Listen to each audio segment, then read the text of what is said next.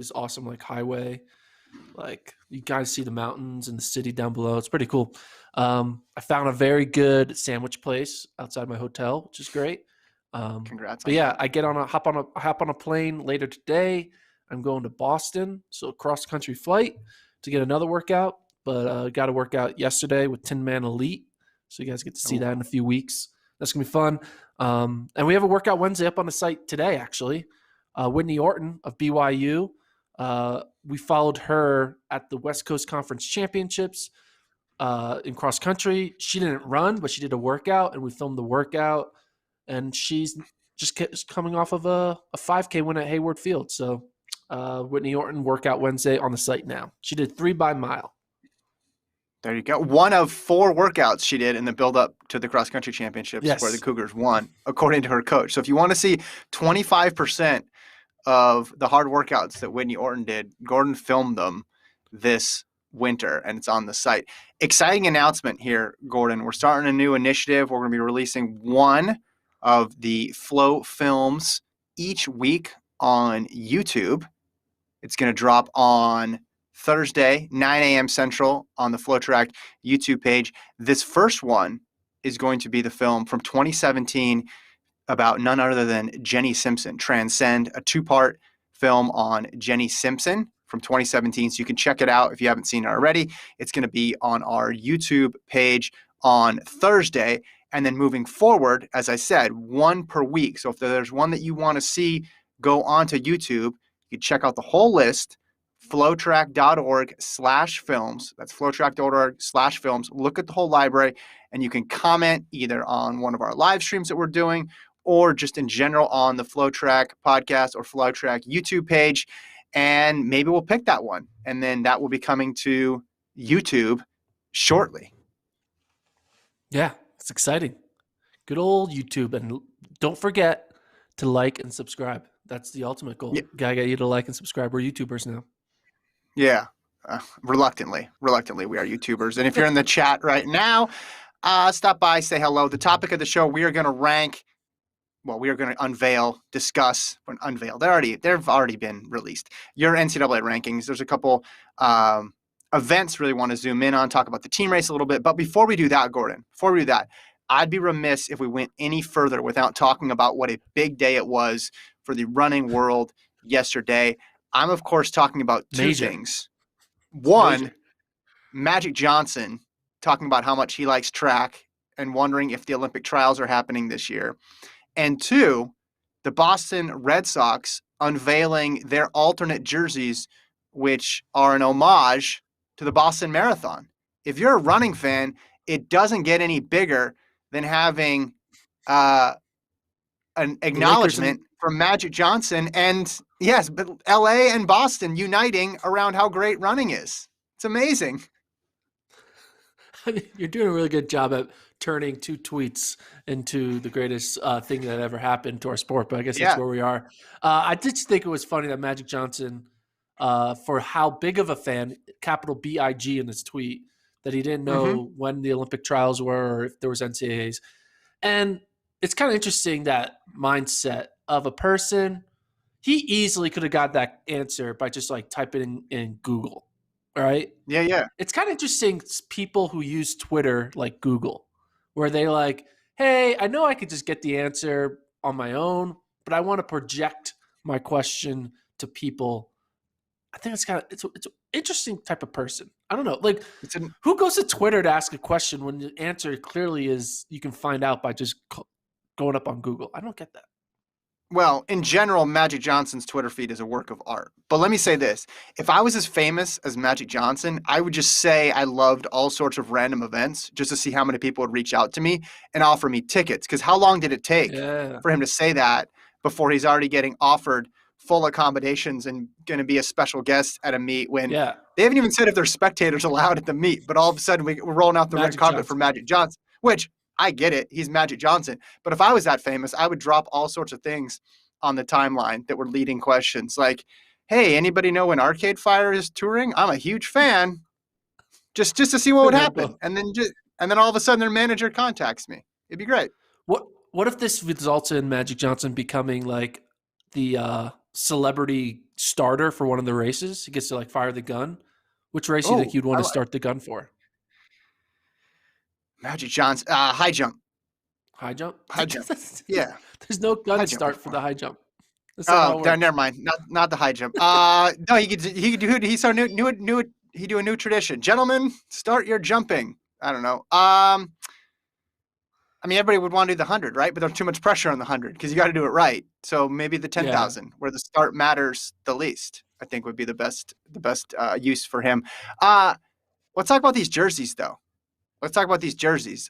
Jack in the chat, he says he likes the new uniforms, but they better not become the norm. No, they're a part of this special edition rollout from MLB. We saw NBA has done this, obviously, with those city jerseys as well, too. But they're blue and yellow. The Boston Marathon colors, again, it's an homage to the Marathon, Patriots Day.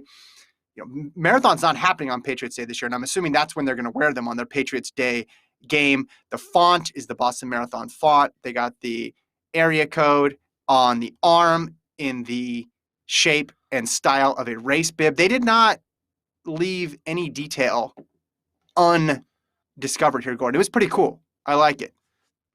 Where is the John Hancock? Like, they need to have a John Hancock face mask. That's what they need. Because, you know, it's crazy how every Boston Marathon, you always see these John Hancock towels. Instead of seeing the American flag, they're holding up John Hancock towels. I need a John Hancock imagery somewhere on the baseball uniform. Yeah. I'm not sure if they're still a sponsor. Are they not sponsor anymore? They might not be. I don't know. Look, I don't think anybody is going to be like up in arms about lack of corporate synergy. I think we have enough corporate synergy in the world. I like the jerseys. Again, I'm not a Red Sox fan. I'm not a huge baseball fan one way or the other. I think you might get some runners buying these, though, who are agnostic about baseball, but just love the Boston Marathon, love the event. Maybe they will buy one. You and I were kicking around some ideas, some other running baseball / other sport alternate jerseys. And I think the best we came up with was your beloved hometown Phillies doing a Penn Relays jersey. Tell me how that would look. What would be included in a Phillies Penn Relay jersey?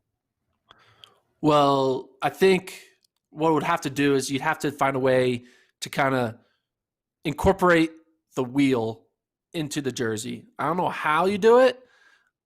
But you got to find a way to maybe they put like the wheel is like on their belly button. Okay. No, I'm kidding. That would be kind of weird. But I don't know. You got to find I'm not a fashion designer, but you got to find a way to either incorporate the wheel or incorporate the kind of arc of the Franklin Field, like the design on the side, because the field is the Franklin Field is what it's known about. Or maybe make it look like the Penn Relays baton.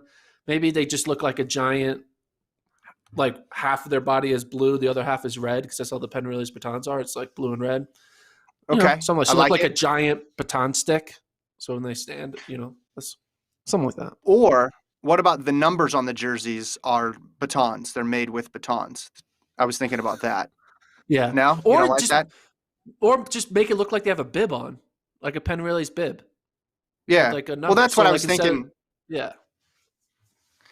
There's a lot of options here with Philly and the Penn Relays. When I went to other cities, it became a little more difficult to try to figure out which teams could incorporate track into their jerseys. But let us know if you've got an idea. NCAA rankings is the topic. Jacob says in the chat, man, I got class, get into it. Well, Jacob, let us know what event you want to do, because if you got to go to class, then let's prioritize. Tell us what event you want us to talk about first. But I guess if you have a class that started at the top of the hour, you're already 10 minutes late. So education first here. Also, Aiden says he's falling asleep. Listen, you don't have a 1-week-old at home, Aiden, or maybe you do. And if you do, I empathize with you. I have a 1-week-old at home. So if I'm awake and I'm here, you need to stay awake as well too. Let's jump into these NCAA rankings, Gordon. First of all, do you want to go through your process once again so you can do all of your caveats at the top? So yeah, ranking outdoor NCAA rankings is very hard because the only obvious data points you have are from indoor, and indoor doesn't have all the same events that are from outdoor, right? It's a 60 instead of 100. There's no discus throw. There's no it's a weight throw instead of a hammer. Different multi events, et cetera, et cetera. There's no 10K.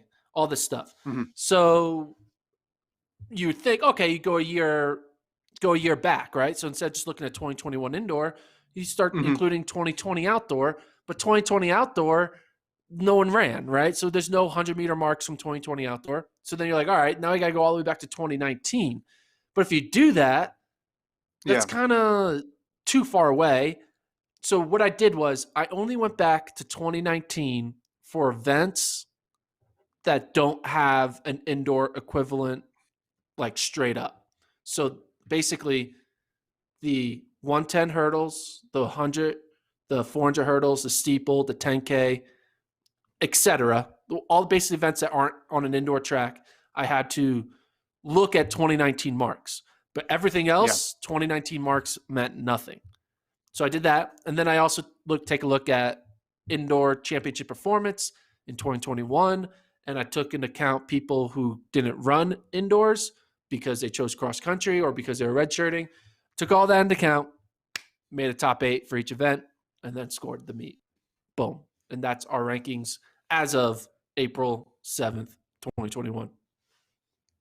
I think your disclaimer gets longer every time we have new rankings. It's somehow there's more information that people need to know. Let's start with the men's race, team race. Let's go men's team race, women's team race, and then we'll drill down on some individual events that stood out to you. Okay, so men's top 5 right now. These are the projections. You have LSU 81 points, number 1. Oregon 51 points, number 2. BYU and Florida tied for 3rd with 37, and then Iowa State in 5th with 34. So you are projecting very big things for the Tigers. Yeah, LSU just gets stronger. They have more events they can score in on the outdoor track. They have the 4x1 now. They didn't have the 4x1 on indoors. And they've just been looking good across all. I mean, you get the horizontals, the vertical jumps. They have all these sprinters. They have the 4x1. They're so diverse in all their events. The only thing they're not really keen on is distance events, but that's fine. There's not that many distance events comparatively to sprint and field. So that's why they're dominating. Oregon, even though they won indoors this past season, Oregon had the ability to kind of use their powerhouse of Cooper Tier and Cole Hawker multiple times to get multiple points. But there's no DMR for outdoors. There's no 3K for outdoors. You can't double as much for outdoors. So Cooper Tier, he's probably just going to run the 5. Cole Hawker, he's probably just going to run the 15. So these two guys who could have got so many points for you now at most can get you 20. And I think that's what kind of holds back Oregon. They're still good. They're still much better than everyone else, and they still are going to be in contention to win. But right now, if LSU has the day that I think LSU will have, LSU's going to run away with it with 30 plus more points. Yeah, Oregon, though, has the potential to have 5 event winners, which they did indoors. You could see everybody coming back and winning. They at least have a shot. But LSU, you're right. When you look at who they have, my goodness, obviously Javon Harrison can double up in the high jump and the long jump. They have Terrence Laird in the 200, and then part of that 4x1, Noah Williams, the indoor 400-meter champion. They have 2 other jumpers, 2 people in the hammer throw. I don't even think this is a very ambitious estimate for LSU because, for example, you don't even have Harrison sweeping the high jump and the long jump, and you still have them coming in with 81 points and 30 points clear of Oregon. So I think they're in a very, very good spot. How about the rest of that group? You have BYU, Florida, and Iowa State all grouped together there. BYU and Florida 37, and then Iowa State in 34. Yeah, Florida, they have shown enough data points that they're going to probably be another podium team like they are every year on the backs of their good hammer throwers and good sprinters. But I think the interesting two teams that I talked about earlier in the year is especially Iowa State and BYU. Yeah. BYU is looking good, and I don't really expect them to score that many points from like a Connor Mance. We'll get into individual, but I don't even have Connor Mance scoring more than 2 points in the 5K. Yeah, I still have him getting 37 overall. Sleeping on him again. We'll talk sleeping on him again. I have him doing better in the 10K. But BYU has a very diverse group of guys. They have really good steeplers. They have a good 5 and 10K group. They have 2 good milers, 1,500 meter runners. Then they have a really good pole vaulter. Now they have a really good javelin thrower. So javelin, pole vault, mile, steeple, 5K, 10K, that's basically their bread and butter. And they can get to 37 with that crew. Iowa State, on the other side, they could do even better, but I just think the distance events are so deep this year with all the fifth years back and just the improvement from the Oregon guys, et cetera, that what I thought could have easily been Edwin Kurgat, Wesley Kiptu go 1-2 in the 5 and 10. Festus Legat wins the 15. Boom, there's all your points. I don't think Iowa State's going 1-2 in the 5 or the 10 based off of what we've seen from Grijalva and Tier in the 5 and then Mance in the 10K and Robert and all these other guys. I just feel like they're going to be broken up and not really be a true 1-2 punch that we might have thought they would be a few months ago. We're getting a couple comments in the chat about Oregon's distance crew and if they could double up. Matthew asks Cooper in the 10K, and then Gregory says, what about 15-8 for Hawker, 18 points, first in the 1,500, second in the 800 with Charlie Hunter winning. The issue there, other than it's just really hard, and you talked about how deep it actually is. Gordon's phone's going to go off for the entire pod, by the way. That's part of the bonus that you get with listening to this. Is the Olympic trials are the next week. There's not much downtime. So if you are thinking that you're going to be in the mix to try to get a spot or you even have an outside shot to make the team, are you going to do a 10K, 5K? That's just a brutal double. Even a 15-8 with all the rounds is really going to be difficult. It's different than indoors. I would say it's going to be extremely difficult, combined with the fact that you said, especially the men's 5,000. It's a murderer's row there. I mean, has there ever been a deeper men's 5,000 in the history of the NCAA than this year? No. I mean, you've laid out all the stats in terms of times, and just because of the COVID year, how many national champions are coming back and running in this race. So stepping into that 5K, you're going to want to be fresh. Yeah. And it's just like, I think if Cooper Tier wants to do good at the Olympic trials, it would not make sense to have 3 10Ks in your legs and 3 5Ks all in your leg, 3 10Ks and 3 5Ks in your legs before the trials. It's a lot of running. So I just think take it easy. It's okay. You don't need to win every time. Go out there, see what you can do. Maybe hope LSU drops a few events here and there. And then you're just 51 points is still 51 points. And that's with just focusing on one event. And I think it would be best this is a time where Hawker and Tier need to be a little selfish and say, hey, coach, I'm running the 15. I'm running the 5. Let's go. And then that's about it. So.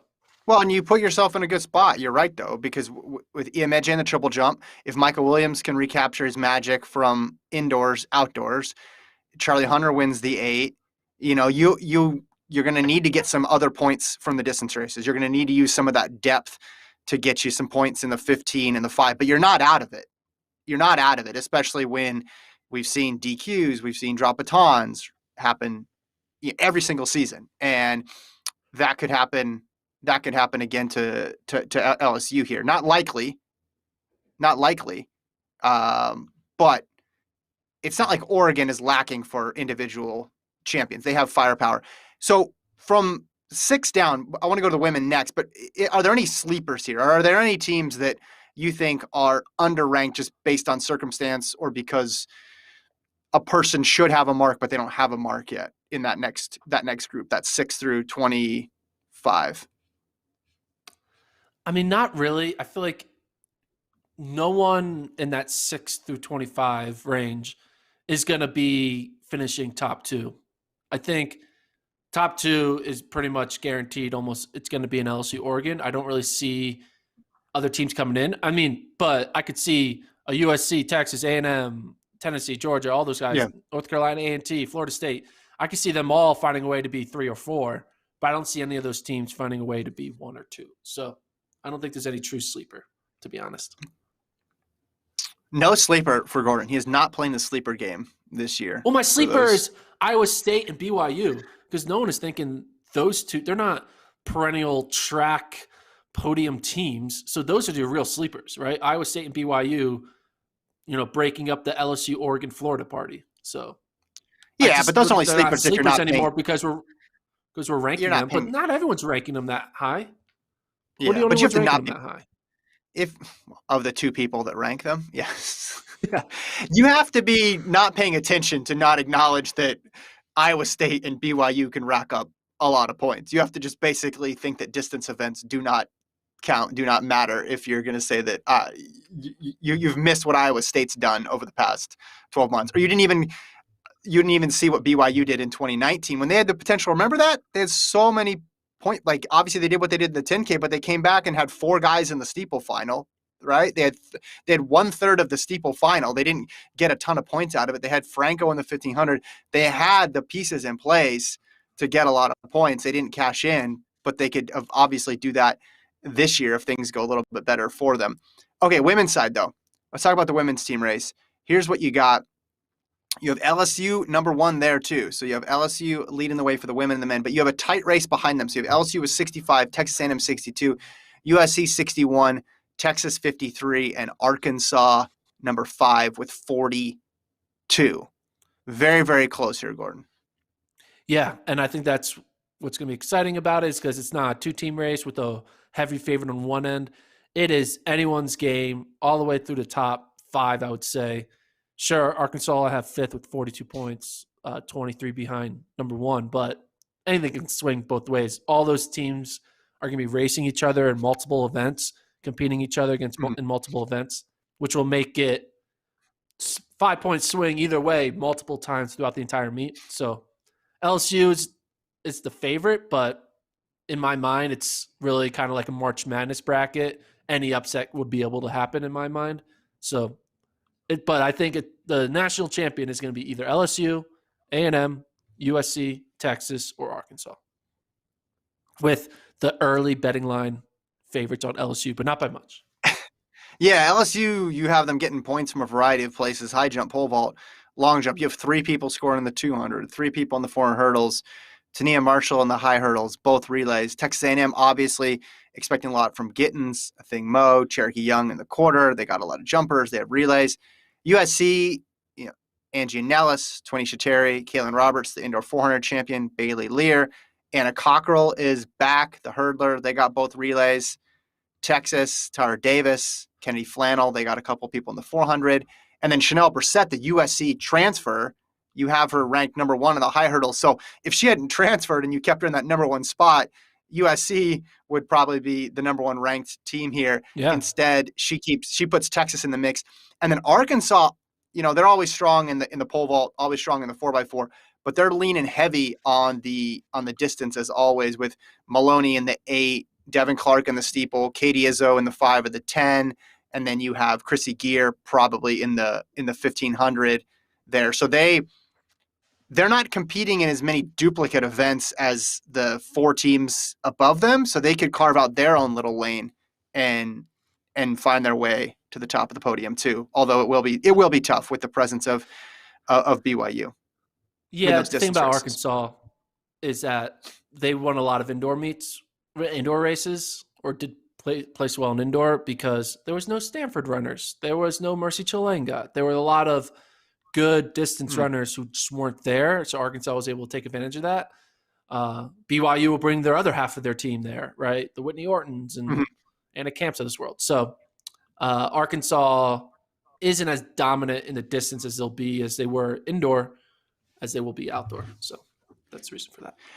Yeah, my whole thing is just don't count out Arkansas women in general, because we've seen them win 4 of the last 5 titles now between indoor, outdoor, and cross, and they pulled off that one indoors, which was a bit of an upset, at least when you look at the form charts. I think most people thought Texas A&M would be able to get it done. Okay. sleepers for the women. People who are underrated, team-wise, and then we'll go into individuals. Guess BYU, Alabama. I don't know. It's hard to get to sleepers now these days because by now it's April. I pretty much know who your team is, and there's no one really hiding anymore. So sleepers don't exist right now. There's no sleepers in outdoor track. I've decided. I've declared. Okay. Because I always rank the sleepers high. I rank the sleepers high because I'm like, I see you hiding in the wings, but I don't ignore anyone. So if there's no such thing as sleepers. This is the true ranking. No one surprises me. Especially Dylan, now that we've had multiple 2021 outdoor marks. Yeah. To your point, Dylan in the chat said Arkansas had Gear, Thompson, and Villion go 5, 6, 7 to BYU. I believe he's talking about at the Hayward Premier meet. Is that correct? Maybe. Probably. You did very good. Yeah. So individual events. Let's start first with that men's 5 because that's worth breaking down over and over again. It's just it's a historic year for the men's 5. So if you zoom in on the men's 5, you have Grijalva still number 1 on the strength of his 13-16. Tier 2, Kurgat 3, Wesley Kiptoo, the indoor champion 4, Eduardo Herrera, who just ran a 13-24 in 5th, Nico Young in 6th, Amon Kemboy 7th, and then Connor Mance down there in 8th. I'm going to say Mance should be higher. Again, I didn't pick Mance to win this at the beginning of the season. You said, rank your top group. I put Kiptoo 1. I think I had Mance in 4 or 5, which you got on me for underrating Mance then. Like, hey, why are you counting Mance out again? He, as Dave Smith said, he's the Rocky. You got to put him higher. But you have him in here at 8. But just in general, how close do you think this race will be? Oh, I think it's going to be extremely close. But I do think there will be a breakaway because I think there will be a separation between men and boys who has that true last 400-meter kick. And I think only really Grijalva and Tier have that kick in my mind. Like, we just haven't seen it that often. But I think when push comes to shove, when they're both fresh and they're going to be on that track, 11 laps in, they are going to be the best kickers. I think there's a lot of other good guys who can run fast, right, and run in the 1320s. This is incredible how many people can run sub 1330. There are 1, 2, 3, 4, 5, 6, 7, 8, 9, 10, 11 guys who have run sub 1330. No, excuse me, 12 guys sub 1330 with the 13th guy running 1330 flat. So it's insane. But I think there's this big separation between Grijalva and Tier and then everyone else. And then really shuffle up and deal. So I can tell you why I put everyone in where they were. So Grijalva, because you can't judge him by cross country because it's not a 10K on grass. It's a 5K on the track. And the last time we saw him on a 5K on the track, he smoked Drew Hunter and Tier and ran 13-16. You're going to be number 1 until someone else does something that incredible. Tier, again, he great indoor track season, ran a fast mile, so he has the kick, and ran 13-17. So Grijalva and Tier, 1, 2. I don't think you disagree with that, do you? I can't change my pick from a month ago because it's only been a month. So I'm gonna stick with Kiptoo here, but I'm not gonna get upset at anybody who says, no, I'll take the 13-16 guy, or I'll take the 13-17 guy who's also ran 350 in the mile. Like, I'm not gonna say that's an outrageous pick for you to put Grijalva or Tier up there. I'm sticking with Wesley Kiptoo right now. So the reason why I have Kiptoo now 4th is because he has shown that he can't kick and he is breakable. And wait. Hold on. I will take issue with this though. However, I will take issue with this. Where has he shown that he can't kick and he's breakable? He's shown he can't kick in the 3K and the indoor against Hawker and Tier. He's shown that he's breakable in the cross country 10K. Okay. Well, listen, if we're not going to read too much into Grijalva's cross-country 10K, I don't think we can read that much into Kurgat after he doubled back after running a 5K indoors. But go ahead. No, Keep going. I'm just saying Kiptu shocked everyone on that 5K. He's not going to shock his teammate Kurgat. He knows how he runs. He's not going to shock Grijalva and Tier because they know, all right, this guy just goes from the gun. We know where his max is at. We're 13-16 guys. He's a 13-20 guy. We can handle it, and we can then outkick. I mean, he ran. So okay. Again, I didn't think I was going to be the Wesley Kiptoo defender of this pod, but let me just set the record straight here. He ran 13:23 in an indoor 5K where he displayed, let's just say, erratic tactics at best. He did not do it in a cool night in California in a perfectly paced race like these other guys did on an outdoor track. He went out in 4:07 and it was a bit herky-jerky. And towards the end, he looked like he had shut it down and he still ran 13:23. I think obviously he's a sub 13:20 guy if you get him outdoors in an evenly paced race. I'm just going to say that 5K that he destroyed everyone in, Grijalva wasn't there, Tier wasn't there, Kurgat wasn't there, Herrera wasn't there, right, but he ran, Young wasn't there, he ran Mance wasn't there, 13:23. Brandt wasn't there, Klinger wasn't there, Garnica wasn't there, Masai wasn't there.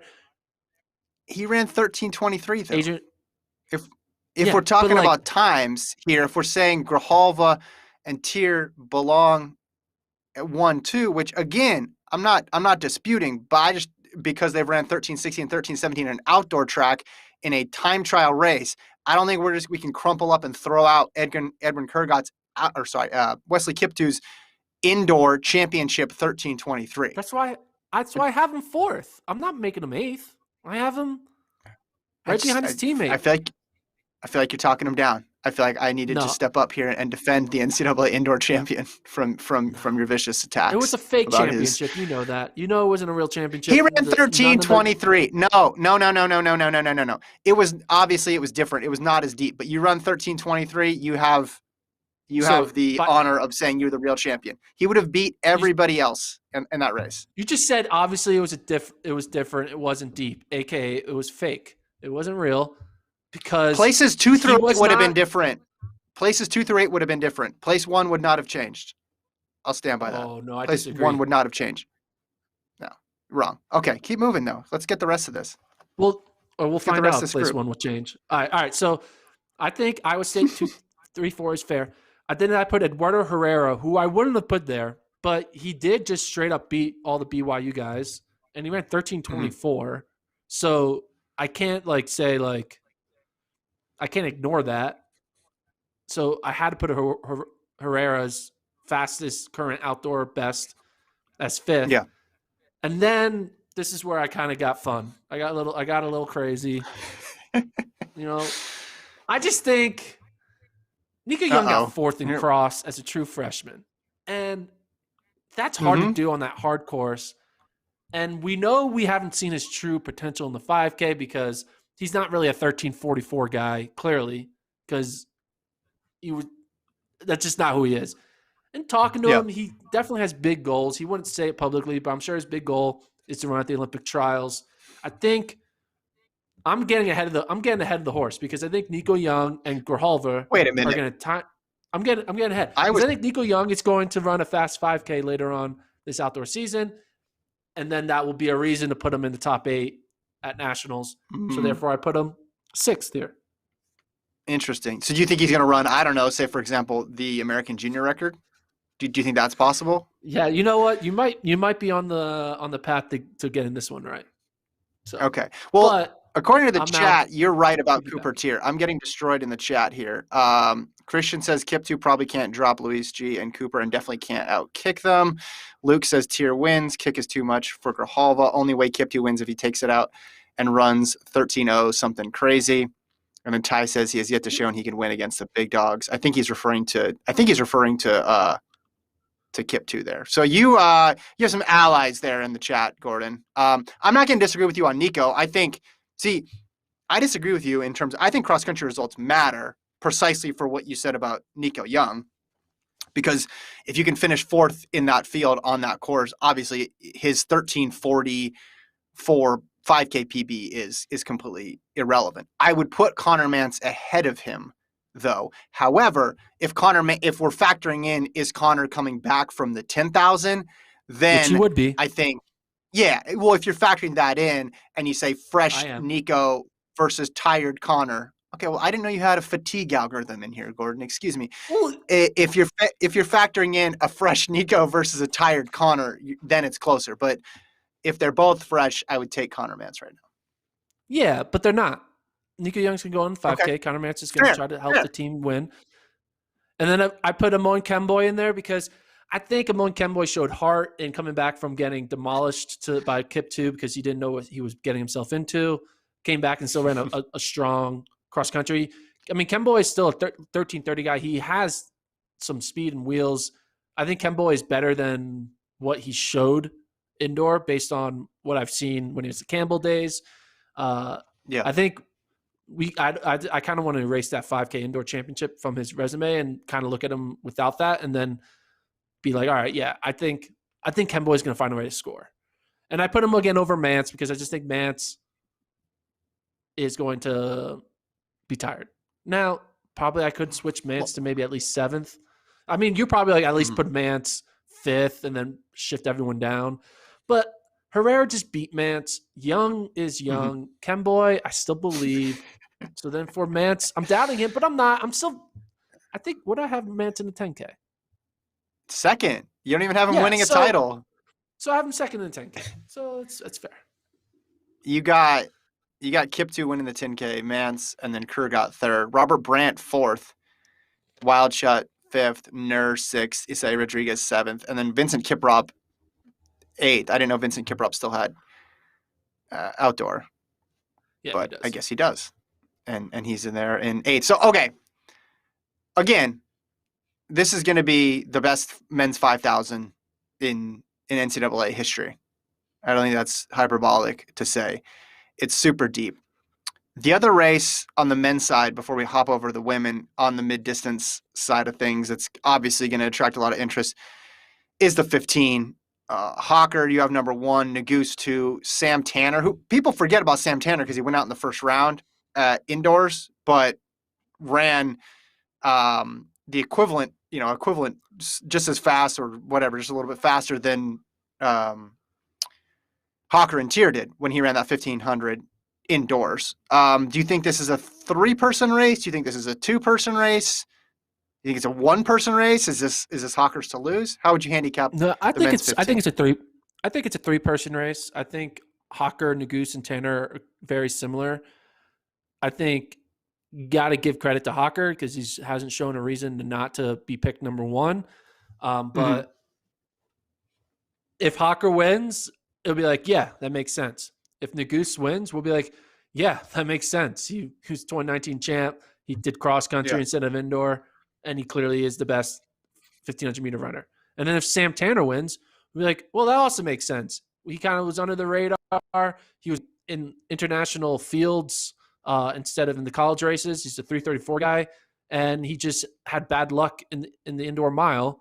He clearly is the best. He just had bad luck. So if either of those 3 win, we're all going to respond with, that makes sense, and here's why. If now someone else wins, like a Suleiman or BYU's Lucas Bonds or Ilya Kipsang or Mario Garcia Romo or I don't know who else, Festus Legat or something like that, then we'll be like, wait a minute, this doesn't make sense. But right now, Hawker, Naguse, and Tanner are my top 3. Hawker has the championships, and he also has the fast times. Naguse has a bunch of championships, but he doesn't have that sparkling PR that matches up, which it doesn't really matter unless you're talking about, okay, he needs to get an Olympic qualifier knocked out of the way. And then Tanner's got the time, but not the championship result that you would hang your hat on. From that perspective, okay, let's favor Hawker, but Naguse is just such a gamer when it comes to it. That's going to be a real fun one. Not as deep as the 5,000, but that's going to be so fun to watch just to see those 3. Is there a chance, because Christian keeps bringing up, or someone in the chat was bringing up Tier in the mile or 15. Do you think Tier would run the 15? Seeing as how he beat Hawker, has a collegiate record in the mile indoors? I mean, what's the schedule like? Well, You know it's the the schedule? same as it always is. It's not Well, much time. I mean, how close is the men, 15 women, final to men, the women. 5K? Oh, no, you don't. I'm not saying he's going to double. I'm saying 15 instead of the 5. Oh, no, he's not gonna do that. Why would they do that? Then they have no one in the 5. It's, nah, you don't. You don't. They have Reed Brown and they have James West all in the 15. They're gonna put Reed Brown, James West, and Hawker in the 15, and then whoever else, and then Charlie Hunter will be in the 8, and Luis Peralta, and then they'll put everyone else and their mom in the 5s and 10s. So Mm-hmm. I think I spread it You're out. thinking There's from no way Tier you're runs the thinking from a 15. team perspective. You're thinking from a Yeah, team perspective. Try to rack up as many points as possible. yeah. Makes sense. Yeah, I don't think the 15-5 double. Like in many ways, the 5-10 double would make more sense than the 15-5 because Yeah. you're not running rounds and you're not running 2 finals on the same day. The women's distance race that stood out the most to me was the women's 15. Some uncertainty here. You have Whitney Orton number 1. There's reason to believe she might run the 5 and not run the 15, but that's probably TBD. Then in second, you have Sage Herda, indoor mile champion, then Chrissy Gear, Danae Rivers, Olivia Hoy, Amaris Turisma, and then 2 Stanford runners in 7 and 8, Julia Haymock and Ella Donahue. Pretty eclectic group when you talk about, some people really showed out in cross country in this group. Some people did really well in indoors. Some people have done really good in the past, but we haven't seen them in a while because of the canceled season. Some DMR All-Stars on here. Orton, I agree, would be the pick for number 1 if she runs it. But this is an interesting race as well, too. Yeah, BYU, I had to just kind of guess what they're going to do. I just assumed they'll split up Waymit and Orton, and Waymit would do the 5 and Orton would do the 15. I think Waymit's going to steeple. Has she steepled before? She steepled a couple of years ago. I think the thought process is that she would steeple. So I think you'd probably see them go steeple 5K, and then in 15 they might bump up some of their 800-meter runners to try to get some points in the 15 because they have a log jam right now in that 8 and 15. You can see from those Hayward Premier results they got a lot of people that they could use in the 8 and the 15. Dude, Courtney Waymit hasn't steepled since May of 2017. It's 2021. Yeah. I don't think she's going to steeple. Her PR is 10:04. Obviously, that's when she wasn't as good, but I don't know. I don't see her steepling. I'm just telling you what I've heard. She told you? Coach told you she was steepling? I'm not reporting this, Gordon. I'm just telling you what I've heard. I think she's going to steeple. What I've heard. So who have you heard it from? So that's a report. Sources. That's how it works. Sources. No. Sources. Reports. Okay, well. Courtney Waymit to steeple. I think she's going to steeple. So, if she does steeple, then I'm going to move Orton to the 5. That's what I would probably end up doing. So then, therefore, Sage Herder would be my favorite in the 15.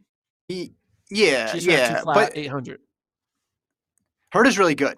Again, Herder's really, really good. She was good that year that she redshirted, and her indoor championship I think was long overdue because of the cancellations and because of the redshirt year. But for BYU, you look at then they have Anna Camp, Anna Ellsworth, Lauren Ellsworth, Claire Seymour in the 8, and then in the 15. Even if they don't run Orton, they could put Camp there as well too. They could do Kate Hunter, Olivia Hoy, like that whole group that was ahead of that Arkansas contingent when they ran it at Hayward Field. So this is an opportunity for BYU to rack up some points here. But you're taking her to number 1. Yeah, if Orton isn't there. Okay. Yeah.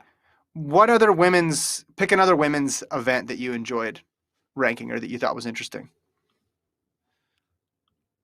Like distance-wise or just any event-wise? Any event. Your rankings. Well, do you want to talk about the elephant, the discrepancy ranking that I had that you texted me about? Oh, in the women's sprints? Yeah, but I mean, I want to talk about one where like the rankings are interesting. But yeah, you can talk about that too. We got 15 minutes left. We can do both. Well, Angie Nellis, reigning 200-meter champion. She's not there in the 200 because she hasn't run a 200 in 2 years, but she's in the 100 because there was no 100 indoors. There was an indoor 200, even though she didn't have eligibility. So theoretically, Anellis could jump in there, score more points for USC. But right now you have her scoring 6 points in the 100. So it's not like you're not counting her to have any points. So that could impact USC's team score. I'm guessing you'd have her in the 1, 2, 3 range. Yeah. So I guess you just answered it. But tell me about an event you care about, not like a weird ranking quirk. Like, what's an event that you think is really interesting this year for the women? Well, if Courtney Wayment is truly going to be in the steeple kind of might low-key be pretty good. Yeah, Ava Cohen, Charlotte Prowse coming back, and Hannah Steelman, NC State. Remember, she's a steepler. Right now, their PBs are kind of in the 945, 44 range, so nothing to write home about. But I think they just haven't had the time to kind of bust out a low 930 type race. And I think it's going to be interesting. Cohen, she's been good in the steeple. Prowse, she's been she's always been there. Hannah Steelman has shown that she's gotten better at NC State. If Wayment's in there, she's definitely improved. Chrissy Gear could run the steeple of Arkansas. She's improved her mile PB. So you have a lot of fast milers, some established veterans, and improvement from someone like a Steelman. The steeple could low-key be like a really good 1 through 4, 1 through 5 type race. So, yeah. Joyce Camelli. You're right. Joyce Camelli is a steepler. She's the 5K indoor champion. So I just think there's a lot of unknown gems in the steeple. We just haven't seen it because 2020 was a year of not only no track and field, but ultimately no steeple chasing because no one wanted to do a steeple chase in a pandemic. So I think that's going to be the hidden gem event. Maybe even on the men's side too. No one has really shown up to be like, I'm the best steepler. I mean, you have the Oklahoma State kid, but steeple's been kind of underlooked lately. We haven't had much steepling. Yeah. Everyone's running 3Ks, 5Ks, miles, 1500s. No one is steepling. Bring back steeple. That's all I got to say about that. Yeah, well, and on the women's side, a lot of names you recognize from the last championship with Cohen, Prowse, Steelman, Jennings, Clark. Those are all names. And you throw in Camelli, who showed out if Wayment jumps in there as well too. Yeah, I didn't anticipate that steeple being that strong, but I guess it is when you actually go to the tail of the tape. And if Gear runs it too, there's another person there as well. Yeah, maybe the 5 will actually be a little bit more open. I think the thing that attracts, especially in an Olympic year, people to the steeple is the potential to be able to run the trials and get the qualifying time to run the trials. Yeah. In addition to the fact that it's just usually, if you have that awesome 5K time, but maybe not the closing speed, maybe you switch over. But yeah, steeple. Okay, I like that one. Anything on the sprint side of things? On the women? Yeah, we touched on it briefly with the women's too. You have a thing, Mo, in the 8, not in the 400 or the 1500, we should say. Yeah, I mean that makes most sense. They're gonna let her do her bread and butter event. Or Leah Miller's gonna be like, "Oh, I'm glad you didn't run the indoor 8." Got that title. I mean the sprinters. It's all kind of the same names, right? You got the Tanisha Terrys, the Tamara Clarks, the Kennedy Flannel, and Aniva Battle, Abby Steiners. There's some good freshmen. The LSU girl, Thelma Davies, she's looking pretty good. She's probably the one good freshman I noticed who can potentially score for LSU. Steiner, though, I'm still on that Steiner train. Been on it since 2019. She's making an Olympic team. Well, you got Ophelia in there. Record. You have Ophelia there as a freshman for LSU too. Actually ranked higher than Davies. So you have 2 LSU freshmen in the 200, and you have Kemba Nelson, the 60-meter champ for Oregon, 7th in the 100. 60 isn't a perfect predictor of the 100, but you got to think she could move up as well too. Yeah, and one thing I do is if it's a wind dated time, I don't account for it. That's one thing for these rankings. So all these people who, if they run anything over a 2.0 wind, To me, it's a Mhm. DNS, did not start. So I only account win legal times for my rankings. So that Mhm. might affect. Someone always has a heavy wind every time they run, or they're always running into a heavy headwind where their true potential of what a 2.0 race would be, they're going to be Yeah. kind of under the radar. So, Yeah. and maybe that's the reason why, like someone like on the men's side, Michael Williams, right now I have 8th in the 100, even though he's the 60-meter champ. It's because Yeah. his win legal PB is 10:21. I mean, Raymond Ekovo has run 9:96. There's a bunch of 10:01 guys. There's a 10:06, Yeah. 10:06, 10:09. So until they start running some faster, the sprint order is going to be one of the most changed by between now and right before NCAAs. So the distance stuff is going to be hard for it to move much because I don't see anything Mhm. happening that will change the order of the men's 15 or the men's 5K because we kind of know what they are, right? We're not really, they can't really prove anything else. But a lot of these sprinters, they can go out and run a fast 100 when legal. They can lower their 200 time. They can lower their 400 time. There's a lot more change in the Mhm. 1, 2, 4 and the hurdles. Makes sense. Makes sense. We have a question here from Christian. What do you think about the Stanford group? I don't know if he's talking about men or women, but in general, Maybe Gordon? I think maybe he's probably thinking about the men. Hey, two things I want to say. But Stanford group, they had like 7 guys break 14 or something like that. Yeah. And then they also had like 2 or But 3 guys run really fast 10Ks. Dude, yeah. Stanford's B team in cross is going to be like a top 10 program. It's insane how many young guys they have that are good. But yeah, I mean, they're kind of like, they're in the 13. It's kind of hard to get impressed with what Stanford did when like BYU and Eduardo Herrera are running 1320s.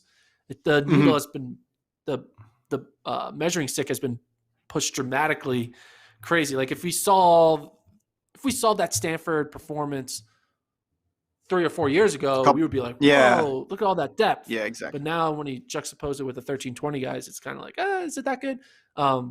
But one thing I noticed, maybe I talked about this with you, I don't know, but only 32 athletes, right, per region. Yeah. The West 5K is looking to be a very hard region to qualify in. Mhm. There's a chance. I mean, I don't think this will happen, but I think 13:45 will be the cutoff if everything goes as planned, which is insane. Imagine you run 13:47 and you're not good enough to run at the region, the preliminary meet. So, yeah, the West 5K, the West 10K on the men's side, most of the best runners are all on west of the Mississippi. So Yeah. just to get to the meet is going to be very difficult in the 10 and the 5, which will be something to kind of keep track of, which is kind of great. I like that because I remember years Mhm. where, Chesarek and Eric Jenkins, they would like jog a 13:55, just to Mhm. make qualify. There's a time Morgan McDonald ran like a 13:50 just to qualify. Now we're going to see all these guys, like when the NAU guys run on the track, they're going to have to run fast, right? They're not going to go out there to run a 13:50. We're going to see the NAU guys try to run 13:40s and faster, which will be fun. So, Mhm.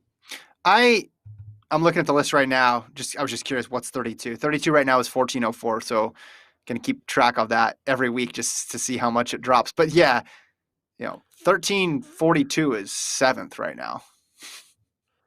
If you want to be in the top 5, you got to be going pretty quick in the and there's guys who haven't run. Like there's a lot of people who haven't yeah, run their Iowa 5K State in the guys, West right now. NAU guys, Yeah, Arkansas, some of the namely, Arkansas. exactly. So Yeah. that's the West is stacked. A lot of people don't realize like who's in what region some of the time because they just pay attention to the end of the season. But yeah, the West distances are always loaded, and then when you cut it down to 32, and then when you have the best 5K field in history, and it's not just top heavy, right? It's not just that 8 that you listed is good. It's that people like Brandon Garnica and Clasey Klinger, you don't even have in your top 8, and they ran 13:24 and 13:26. Yeah. At Hayward. And no one would, and Luke you can't even argue that like that's incorrect, really. I think most people, maybe outside BYU fans, would argue that like, yeah, I can think of 8 people better than Klinger and Garneka. Yeah, because who are you going to exclude? You're going to exclude Edwin Kurgat, the cross-country champion. You're going to exclude Wesley Kiptoo. You're going to exclude Nico Young, who just got 4th. You're going to exclude, his teammate Connor Mance, who just won cross. Yeah. Who are you going to? Yeah, exactly. No, you have to. If you're going to add somebody, you got to bump somebody out. But there's just not. There's not. I mean, enough people to move out of the way here. I mean, that Stanford group that you just mentioned, right?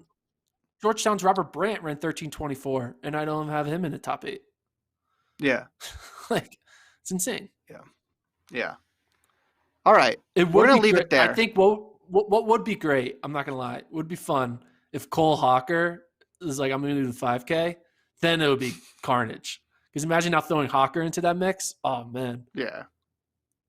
There'd be some very deserving people who didn't get All-American if you get Hawker and Tier in there as well. We'll see. This is the event to watch on the men's side. That's for sure. So you can check out the full rankings on the site. Every single running event and field event is on there. Also, go to FloTrack.org/films where you can vote which FloFilm should we put on YouTube next. Remember, tomorrow, Jenny Simpson film will be on the FloTrack YouTube page. Stay tuned. On Friday, we'll have a special guest, maybe related to that FloFilm. Thanks to Alon for producing. FloTrackPodcast@gmail.com. Talk to you guys next time.